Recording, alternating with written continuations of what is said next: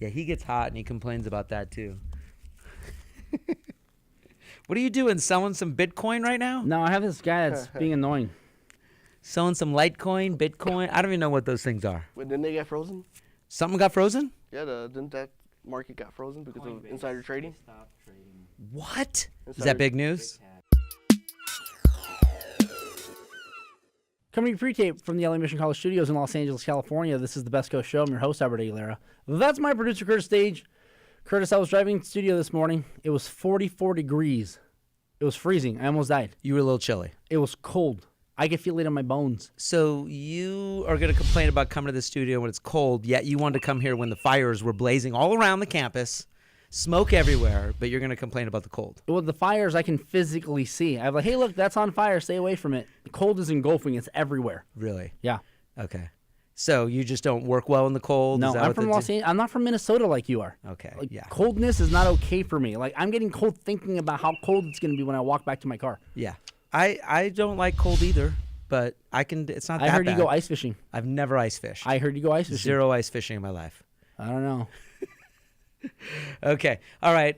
So fans, today we have a Rams episode, and we actually have a special episode. We have a guest today, so we're going to be talking to him in a second. We are going to talk about Rams, a little bit about kind of their win against the Seahawks.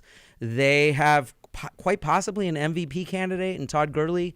Jared Goff might get to 30 touchdowns. We talked about that a couple weeks ago, that maybe he could. We'll see over the last couple games. We finally know who the team that they were going to play. We know who they're playing now. We forgot 2 episodes ago. Yeah, we would always be like, and some other random team. Some other team. But it doesn't matter who we're playing because we're still going to beat them. Yeah. Like I say every week. We now know it's the Titans. So anyways, fans, let's get started. All right, guys, welcome back to the Rams episode of the Best Coast Show. With us today is the assistant team photographer for your Los Angeles Rams, Mr. William Navarro. Yay! Will, thank you so much for swinging by. I hear that you provide a lot of the images that we get to see every day that we associate with the Los Angeles Rams.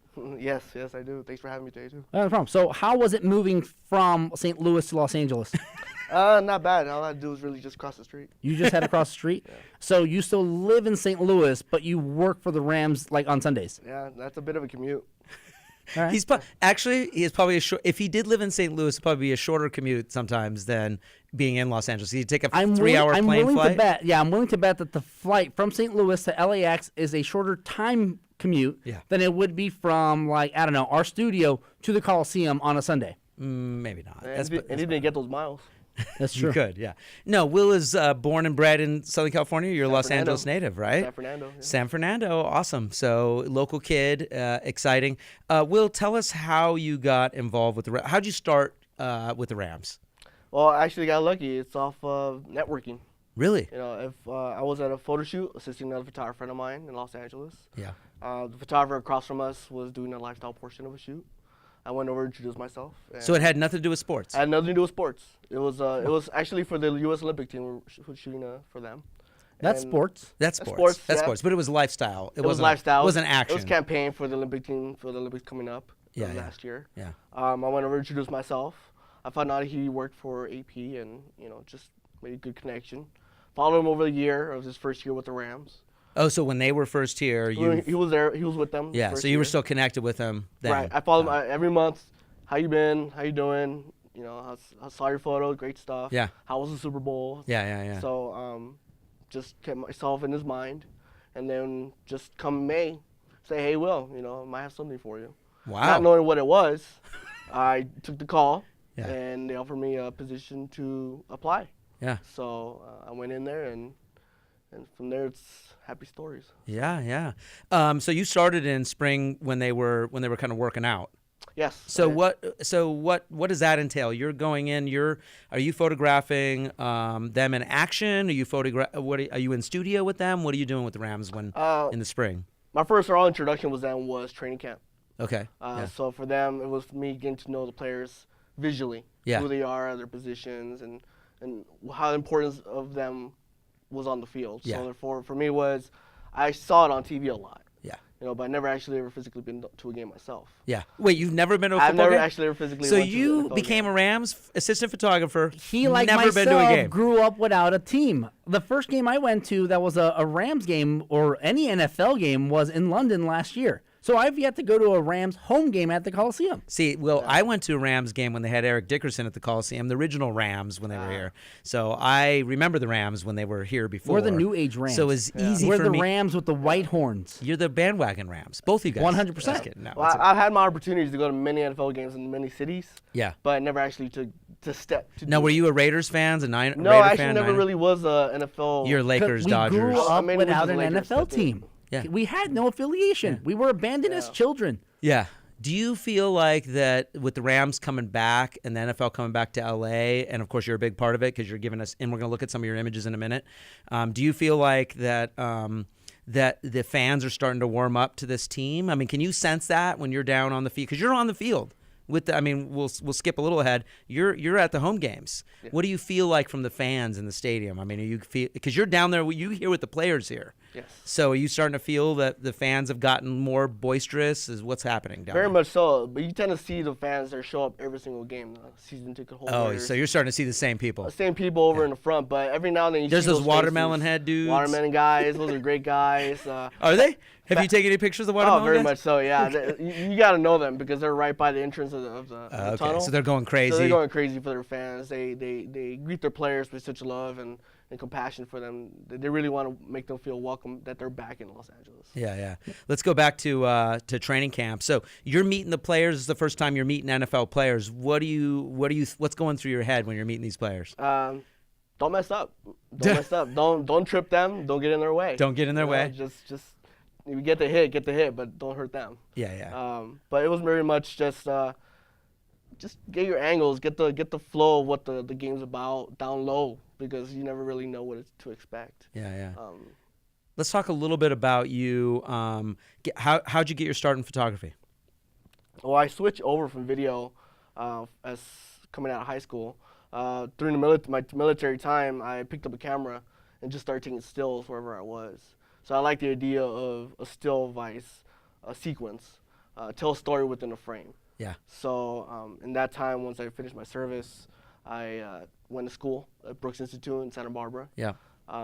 Started getting my technical skills through there, my more eye towards what I want to shoot, and just kind of where it just picked up. And Brooks doesn't have sports photography. At the time, it did, but I wasn't able to take it as part of the prerequisites and such. Yeah. But when it was time for me to take that sport class, unfortunately, they had moved on from that category. I had a lot of great mentors at school. Yeah. And it was one of those where they didn't push you to pursue one field and one trait. You know, if you really were interested in certain things, just go for it. Yeah. And when I graduated, most of my teachers saw that I was somewhat of a Swiss Army knife. I like to dab in every little type of field if I had the passion for it. Yeah. So you could shoot like Rams portraits and you can shoot stuff on the field, whereas not everybody can do that. Correct. So and I think that's where I felt very powerful in my portfolio when I presented to them at my application, because I have such a diverse studio background, portrait background, lifestyle background. That's awesome. And I think for the sports background, I add that as a technicality because that's technical, learning how to shoot sports, whereas motion, vice, studio, where you're controlling the environment. Yeah. So. Yeah. A lot of fans probably are gonna wonder, what gear do you use? Like, what do you shoot with? I'm a Canon guy. Yeah, good. So I always have to have 3 bodies on me. Really? 3 bodies, because you never really want to dabble in switching lenses. You don't have in time. the middle of the field. Exactly, you don't have time. So you definitely always want to have a one body on 400 or 300 millimeter for the long distance shots. When they're coming right at you, that 300 is not going to be any good to you. So you got to switch over to your neckline camera, which they usually have a 1635 lens or 50 millimeter. And then also you have the 7200 for the in-betweens. Yeah. So you have a diverse from close-ups to mid shots and then the wide shots. And are the Rams, is your photo team giving you the gear, or do you have to use your personal gear? No, that's self. Really? They won't even give them the gear. We're not going to call them cheap. Yeah, we're not going to call them cheap. No, it's not. They're a multi-billion-dollar franchise. It's actually better that you have your own gear. Exactly. And you're not, because you know your gear instead of using someone else's gear, Exactly. someone else's lenses. That's actually a good thing. And if you're part of the Canon program as well, they take care of you. Oh, as yeah. well. So We are too. What happens in the event that you are on the sideline and some monster like Todd Gurley's rushing, gets knocked out of bounds, and just completely destroys you and your equipment? That's what insurance is for.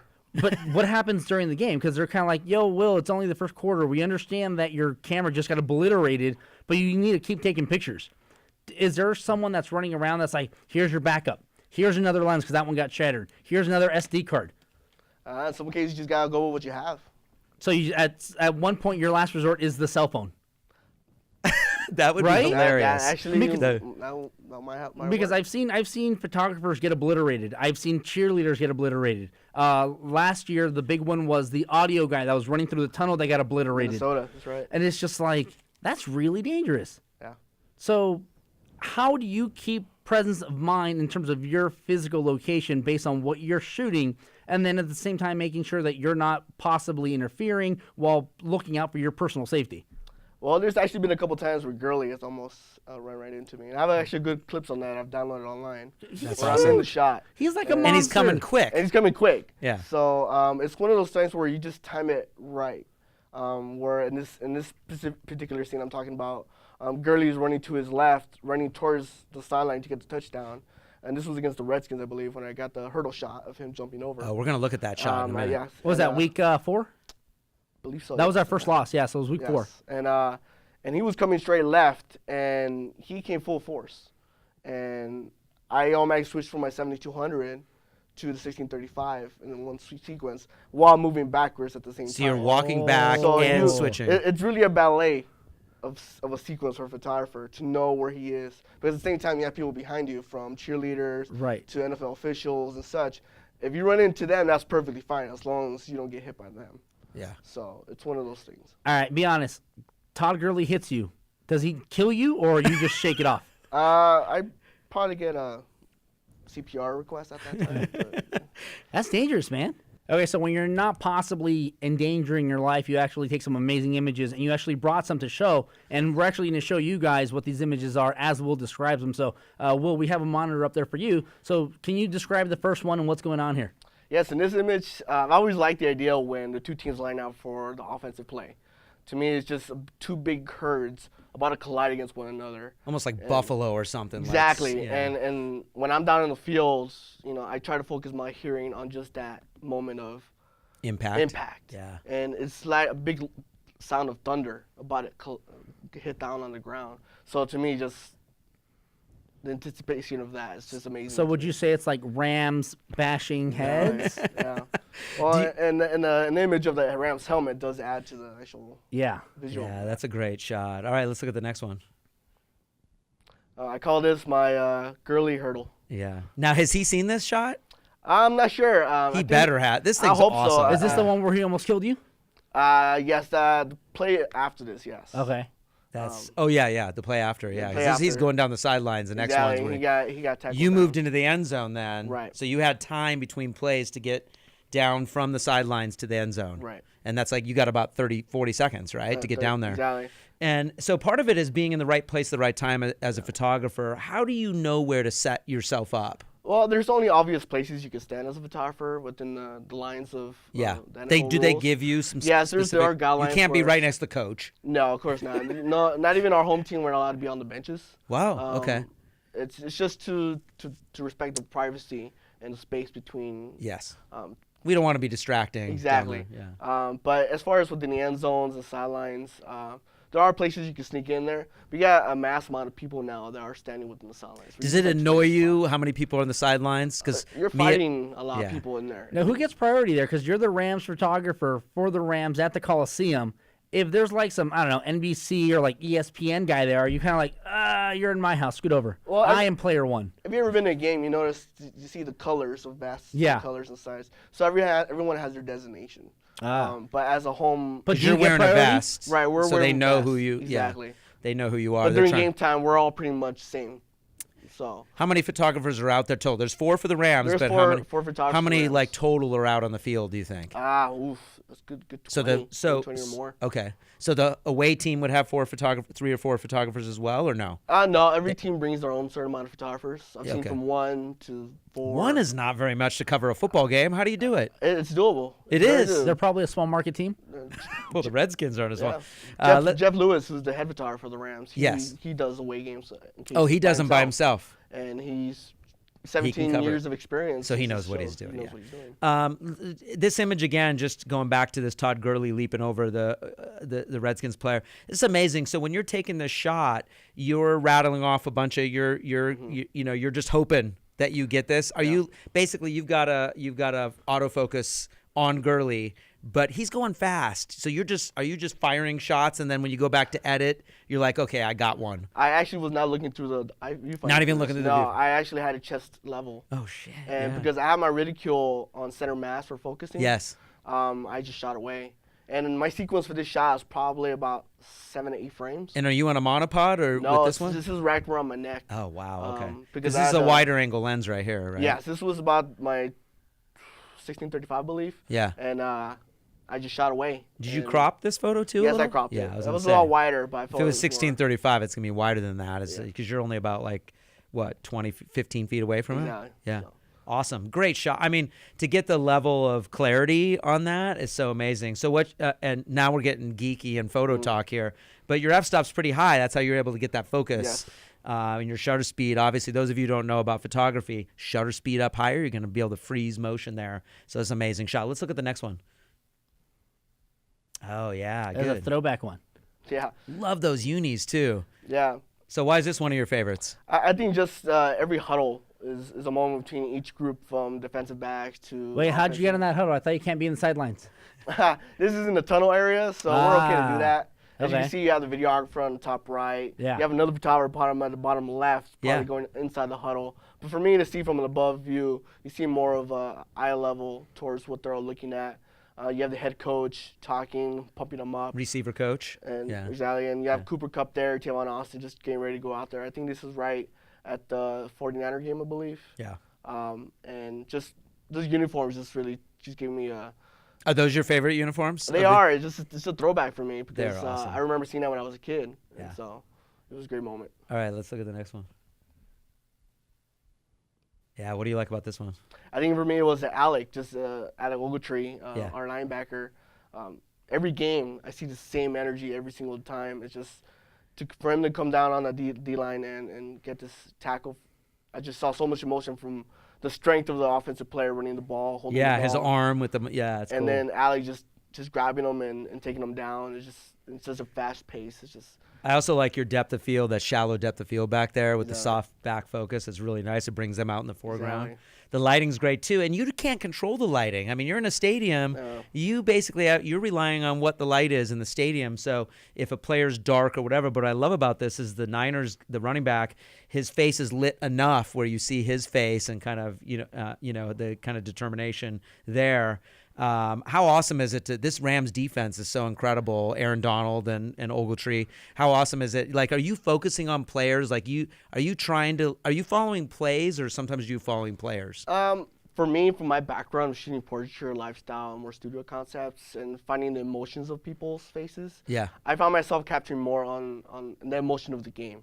Okay. So I like to get the candids on the benches, on the sidelines, after a big play. Yeah. You see lately with such a high-scoring game, we score so much that you see the high fives with the coaches, you see the players just jumping on the benches. I like to get those expressions because I think those tell more about the moment of the game along with the plays. Yeah. Nice. Next one. All right. Speaking of, yeah. Yeah. Now, where's it? What stadium is that in? I believe this is out of, sorry, so many I can't remember. That's not the Dallas Stadium. No, I believe it's not Dallas game. I think this is the Oakland game. Oh, okay. No. Sorry, I just can't, so many I can't I love remember. it. I love it. I love the kind of solitary, kind of shot here, the dynamic lines in the field. But talk about some of the stadiums. What about going to like Dallas? I know you went to Dallas, to that stadium. Talk about.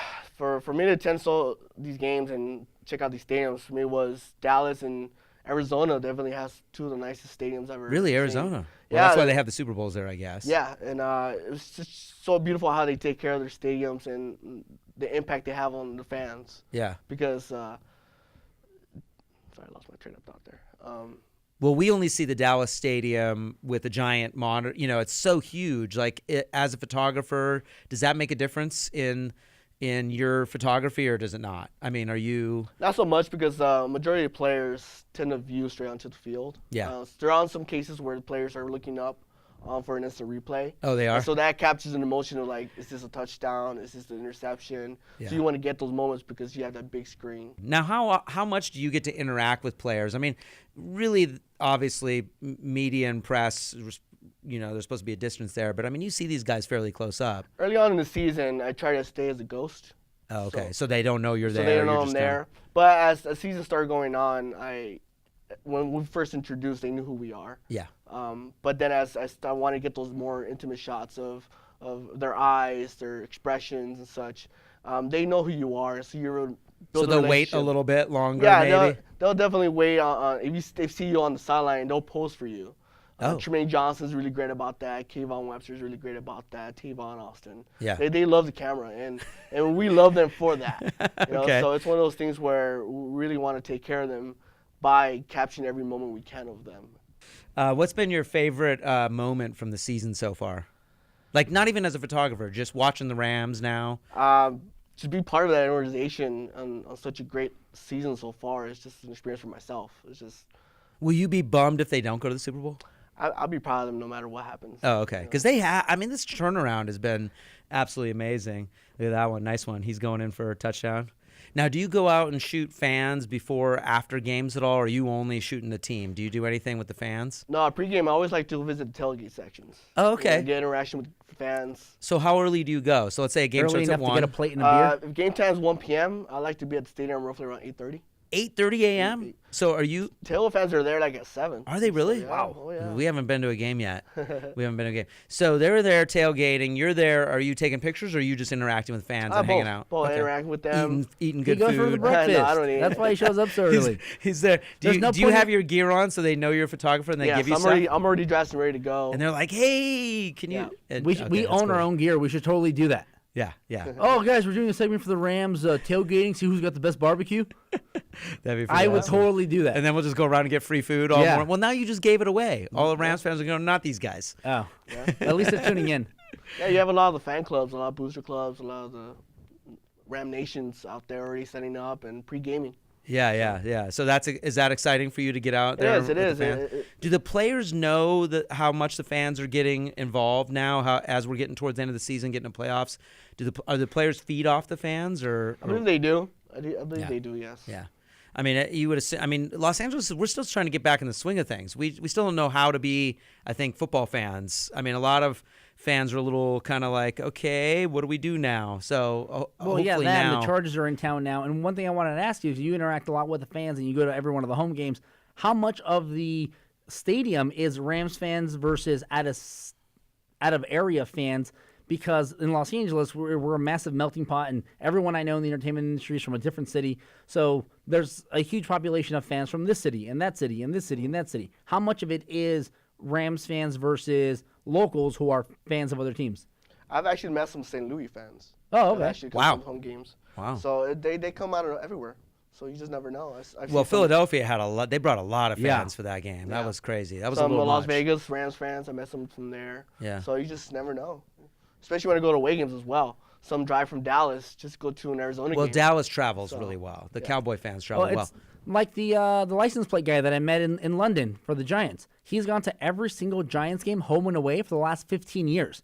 And he and his 4 friends do it all the time. And they fly everywhere except for one of them. One of them does not like to fly. So he drives. He literally crazy. drives. So he'll spend an entire week driving from New York to, let's say, San Francisco, right?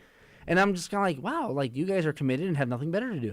I mean, amazing guys. They were super cool, and I'm going to see them when they come back, when the Giants come back to Los Angeles. But it's just like the commitment of I'm going to go to every single game, home and away, for 15 years.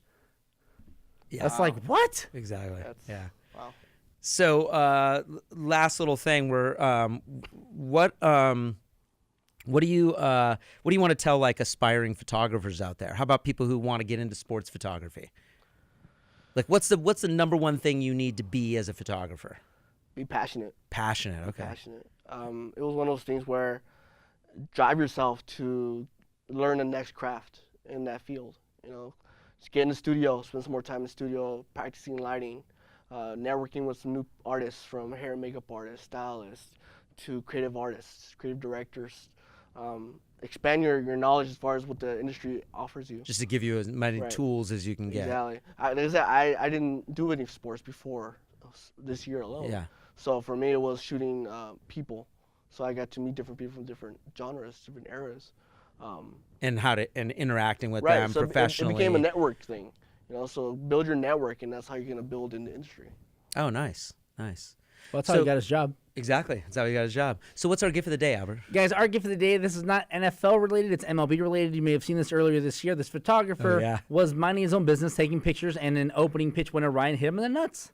This is I don't know pretty if you fun. saw this. Did you see that? No, I'm not. Yeah, He's it's like pretty funny. he- I well, actually he's had like lunch with looking this through guy the- a few weeks ago. It's just he does. Oh, you did. He was so committed to his job that he did not see a baseball flying at his nuts, and it just it made it all over the internet. Would you be embarrassed if a football just squared you up, right? I mean, and you crumbled over to the ground? Yeah, play it off. as long as you got the shot though. As long as you Yeah. got he did get a shot. He did He get did get the shot. Yeah, he did It's get like the shot. when we were kids skateboarding and we all had our little Sony VX 2000s and you're skating and you like totally just eat it on a rail or something. But you got the First shot. thing you do is you roll over and you're like, oh, it hurts. Did you get it? Yeah, we got it. Yeah, yeah. That's how it was. Well, Will, thanks for coming on the show. We really appreciate you coming on and sharing your photography with us. And we look forward to seeing some stuff in the playoffs. It's going to be awesome. Super for Bowl having me. bound. Super Bowl bound. Super You're Bowl calling bound. it. I'm calling it. He's been calling a lot of Rams stuff this year. You're calling Super Bowl. Hey, look, 10-4. Oh, and yeah, so whatever, 10-4. We're gonna go to the Super Bowl. We're gonna beat that team that we couldn't remember, Titans. which is the Titans. Titans. And yeah, and then we got the 49ers after that. So about 12-4 going into the playoffs. We might be the number 2 seed. It's all good. We got this. Yeah. Not even worried. Wasn't there someone that was saying 8-8 earlier in the season? I think someone was. Dave, I don't- social media It coordinator was Dave, Dave. was saying It 7 was and 9 Dave. bullshit. He's not here today. He was saying 7 and 9, 8 and 8. see, He heard you were coming, so he didn't want to be that's here. why he's not here today. That's right? why He's here a today. Patriots fan. Yeah, he's a Patriots fan. All right, anyways, guys, that's been our show. Don't forget to stalk us on Twitter at Best Coast Show. Don't forget to follow us on the Instagram for all the behind-the-scenes stuff, also at Best Coast Show. You can find the podcast on iTunes, SoundCloud, Stitcher, really wherever podcasts are heard. But that's been our show, and you guys have a good night.